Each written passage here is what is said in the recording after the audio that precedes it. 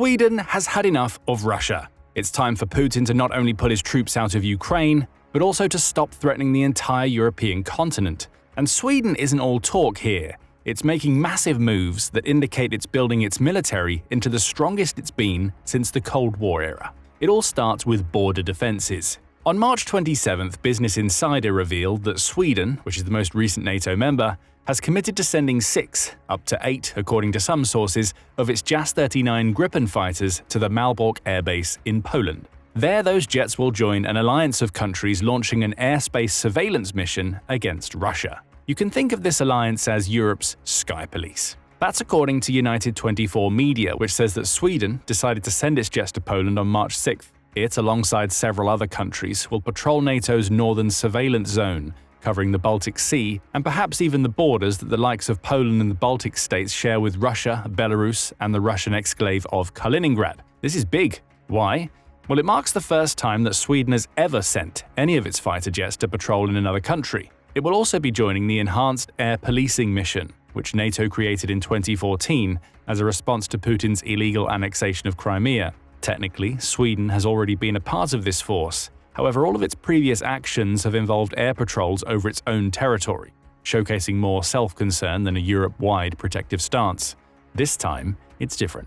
When Sweden joined NATO in 2024, it broke several decades of effective neutrality. The country cited Putin's actions in Ukraine as its reasons for joining, demonstrating that Sweden has woken up to the threat that Russia poses to Ukraine and the rest of Europe, and it's not stopping with air patrols. Beyond taking to the skies, Sweden has also proposed sending some of its military personnel into Poland. There, they'll take part in protecting a key logistics hub in Poland's southeast that has acted as a transit point for military and civilian aid into Ukraine since Putin launched his invasion in February 2022. That commitment, assuming Sweden follows through, will involve 110 military personnel, primarily from the Norrbotten Air Wing Division, along with some reinforcements from other Swedish Air Force units. It seems likely that those personnel will also be taking part in the air policing mission at some stage. When announcing the move, Swedish Foreign Minister Maria Malmer Stenergard said, "By participating in the operation, we are helping to get aid to Ukraine." She also revealed that Business Insider's claim of sending 6 Gripens to the Polish border may not be accurate.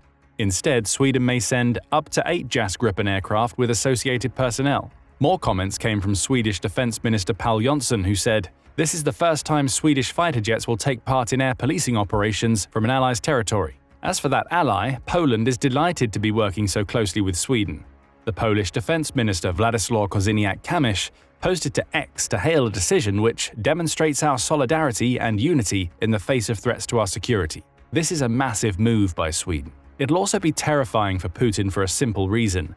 The Jas Gripen was designed specifically to counter Russia's aerial threat. Built by the Swedish defense and aerospace company Saab AB, the Jas Gripen is designed to kill Sukhois, according to former commander of the Swedish Air Force Mats Helgesson. The specifications for the jet certainly seem to suggest it'll be effective against Russian Sukhois. From the Soviet-era variants Putin has primarily used to pelt Ukraine with missiles and bombs through to the more modern Su-35. There are multiple versions of the Jas Gripen, including the E and the proposed maritime variants. It's unknown which versions Sweden will send to Poland, but it may not make a massive difference. The E and F share similar specs, with just a few changes in specific areas. Both weigh in the region of 16,500 kilograms, around 36,376 pounds, at maximum takeoff, and contain 10 hardpoints, used for mounting weapons, pods, or fuel tanks. The Gripen F is slightly longer than the E due to its 2-seat configuration. However, all modern Gripen versions are capable of air-to-air refueling, and both the E and F can be equipped with a Mauser BK 27mm gun. NATO Days provides more details about the Jas Gripen in general. The prototype of the jet was built in December 1988, with the jet officially being introduced into service in 1993. It's a single-seat multi-role fighter that can engage Sukhois in the air, attack targets on the ground, and conduct surveillance. It's the latter capability that will make the jet so useful in Poland, though the Gripens will be prepared for any signs of Russian aggression. The jets are capable of achieving a maximum speed of 1,323 miles per hour, which is roughly Mach 1.7 or 1.7 times the speed of sound. They have flight ceilings of 65,616 feet, higher than many equivalent jets from their era, and have a maximum flight range of 1,988 miles. That's more than enough to enter Ukraine from Poland, if required, as well as enough range to enter Kaliningrad and Russia's southeast. But perhaps the most interesting thing about the JAS Gripen is its design.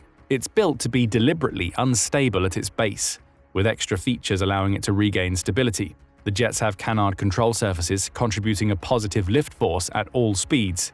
Lift comes from a delta wing, which compensates for the negative lift the rear stabilizer generates when the jet approaches its top speed. Add digital fly-by-wire controls into the mix, which also help to maintain stability, and you get a jet that is extremely maneuverable in the air thanks to its unique design limiting drag. These interesting design features also make the jet capable of flying at between a 70 and 80-degree angle of attack. Plus, Saab has designed it to have a service life of 50 years, with minimal maintenance requirements compared to similar jets such as the US-made F-16. Business Insider provides even more details. It says the jet can take off from civilian roads, meaning Sweden doesn't have to limit it to expensive runways at fixed air bases that could be targeted by missile and drone attacks. It's also ideal for border defense against Russian aircraft, just as Sweden claims it to be. RAND Corporation warfare analyst Michael Bonnet says that it all comes down to the jet's flexibility, which makes it much better for a country that's bordering an aggressor than many other Western fighter jets. There are only two downsides. The JAS Gripen likely won't be making its way into Ukraine in the same way as the American F-16 or the French Mirage fighter jets. The reason, according to Pal Janssen, is that it's more challenging for the Ukrainians to absorb another fighter. In other words, Ukraine has its hands full learning how to use the full capabilities of its F-16s and Mirages. Sending JAS Gripens now would only muddy the waters, making the jets better suited to border defense. As for the second downside, it's simple. The JAS Gripen hasn't seen the type of combat operations it would have to face if Russia waged a full war against NATO. It hasn't faced down constant missile and drone attacks, though it has the maneuverability to handle both, and it hasn't needed to deal with Russia's devastating glide bombs. Will it be up for the task? Only time will tell. For now, the addition of JAS Gripen fighters to Poland sends a message to Putin. Sweden is watching him and will be ready if Russia's leader decides to extend the scope of his war beyond Ukraine. And it gets worse for Putin. Sending JAS Gripens to Poland isn't all that Sweden is doing. In fact, it's just a small part of a massive Swedish rearmament plan that is nothing less than a direct response to Putin's aggression. That plan starts with a massive increase in defense spending. On March 27th, United 24 revealed that Sweden plans to increase its defense spending to 3.5% of the country's gross domestic product, or GDP, by 2030. That's 1.5% higher than the 2% recommendation made by NATO, and it showcases just how seriously Sweden is taking the Russian threat. It's also marked a massive turnaround in spending for a country that has attempted to stay neutral for decades, according to the World Bank Group. The last time Sweden's defense spending was in the region it's now proposing for 2030 was in the 1960s. Between 1960 and 68, the country typically spent between 3.5% and 4% of its GDP on defense, peaking in 1963, before starting a decades-long downward trend. The 1970s saw Sweden gradually reduce its spending to around 2.9% of its GDP, still higher than the current NATO target but a marked decline compared to its 1960s spending. And it kept going down from there. By 1990, Sweden was spending 2.5% of its GDP on defense. Spending then cratered to 1.5% of GDP in 1995, and though it rose again slightly in the 1990s, it hadn't cracked 2% at any point afterward. By 2011, Sweden was spending just 1.1% of its GDP on its military. Even the increase to 1.5% in 2023 was still nowhere near what the country needed to be spending, especially as Putin was a year into his Ukraine invasion by that point. The recent turnaround is going to be quick. Sweden already increased its spending to 2.2% of its GDP in 2024, meaning it exceeded NATO's target in the very year that it joined the defense coalition. Its plan for 2030 will make the country one of NATO's highest spenders, proportional to GDP, and assuming that NATO's other members don't increase their own defense budgets during the same period.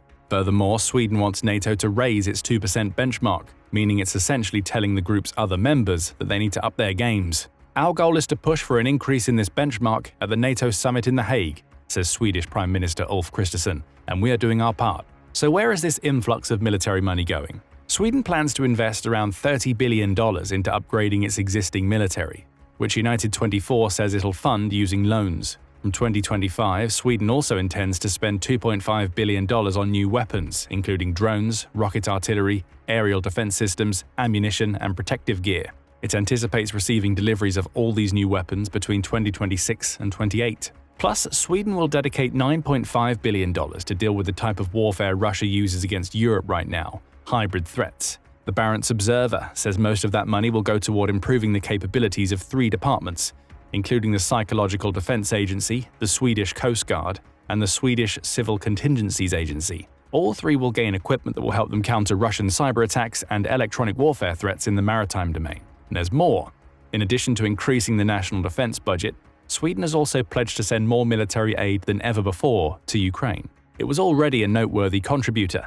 The government offices of Sweden says the country has sent around $9 billion to various initiatives designed to support Ukraine between February 2022 and March 14, 2025. It's also joined the US and the EU in levying sanctions against Russia. Those sanctions are decided by the EU and United Nations, according to Evershed Sutherland, effectively meaning that Sweden is happy to follow the EU's lead in applying 2,234 sanctions against Putin's forces since he launched his invasion. Now it's going to do more. On March 26, Militani reported that Sweden plans to almost double its annual aid to Ukraine, rising from around $2.5 billion to almost $4 billion in 2025. This will allow Ukraine, which is in a vulnerable position, to urgently strengthen its defense capabilities, reads a statement released by the Swedish government. We're already starting to see the impact of this military aid spending increase. March 13th saw Sweden sign a contract to produce and deliver 18 of its Archer self-propelled artillery systems to Ukraine, along with 5 Arthur counter-battery radars.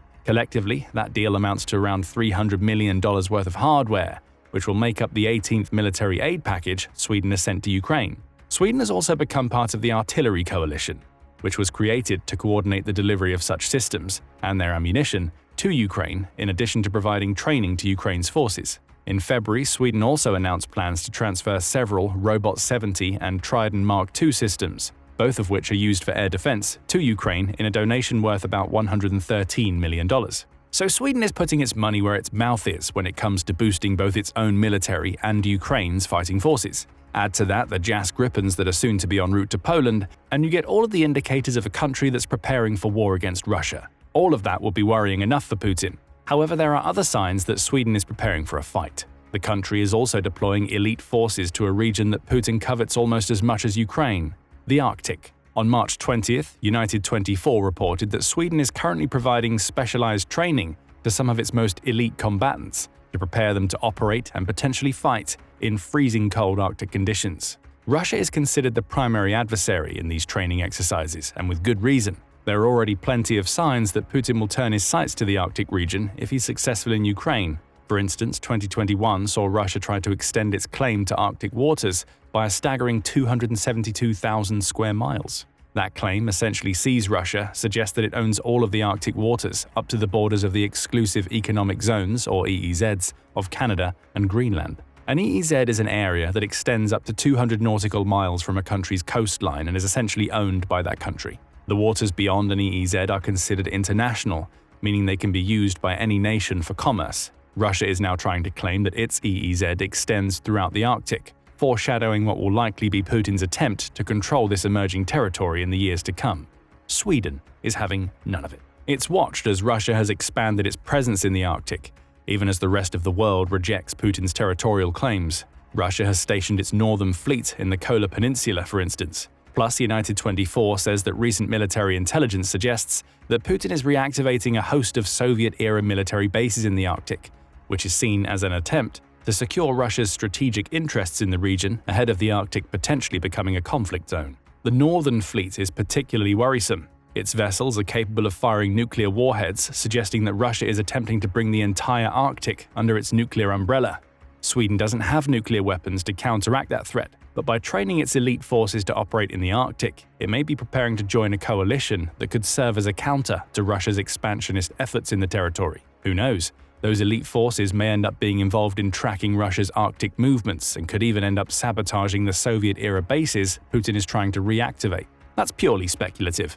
But Putin can't ignore the fact that Sweden seems to be preparing for a fight in the Arctic. He also can't ignore the rhetoric changes happening in Sweden right now. Sweden has spent several decades attempting to maintain its neutrality. That all changed in 2024 when the country finally joined NATO. That alone represented a change in Sweden's approach to Russia, and Putin knew it. He made numerous threats against Sweden in the years running up to its securing its NATO membership. For instance, April 2022 saw Russia warn of a nuclear deployment near the Baltic region, likely involving hypersonic missiles if Sweden and Finland join NATO. He renewed those threats in June 2022. Putin claimed to have no territorial disputes with Sweden or Finland in that month. However, he couldn't stop himself from making threats. If military contingents and military infrastructure were deployed there, Putin said in reference to NATO military infrastructure potentially entering Sweden, we would be obliged to respond symmetrically and raise the same threats for those territories where threats have arisen for us.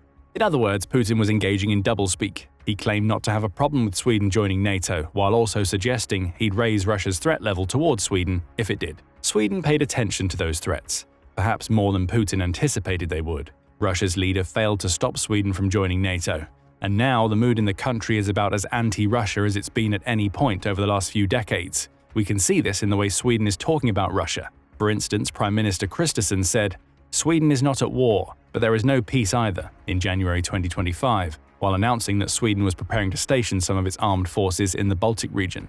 True peace requires freedom and the absence of serious conflicts between countries, the Swedish Prime Minister added. But we and our neighbors are exposed to hybrid attacks, carried out not with missiles and soldiers, but with computers, money, disinformation, and the risk of sabotage. Translation: Russia is already at war with Sweden, and Sweden knows it. That war may not be traditional, at least not yet, but Sweden believes Putin is already showcasing aggression against it, meaning the Swedish people must be prepared for war, even as they strive for peace. That appears to be precisely what Sweden is doing right now. The arrival of JAS Gripen fighter jets in Poland is just the latest in a series of moves that demonstrate that Sweden has had enough of Russia. It's raising its border defenses while helping its allies do the same. Sweden is gearing up to commit more money to its defense than it has since the 1970s, as well as sending more to Ukraine to support the country that's most directly involved in resisting Putin's expansionism. And in both Sweden's current rhetoric and its efforts to prepare for the Arctic, we see a country that's preparing for a future where it'll be fighting Russia. The question now is, do you think all of these changes in Sweden will be enough to stop Putin? Let us know your opinions in the comments section, along with telling us what you think about Sweden's JAS Gripen deployment in Poland. And remember to subscribe to The Military Show for commentary on all of the latest developments in Europe's ongoing preparations for a possible future war with Russia.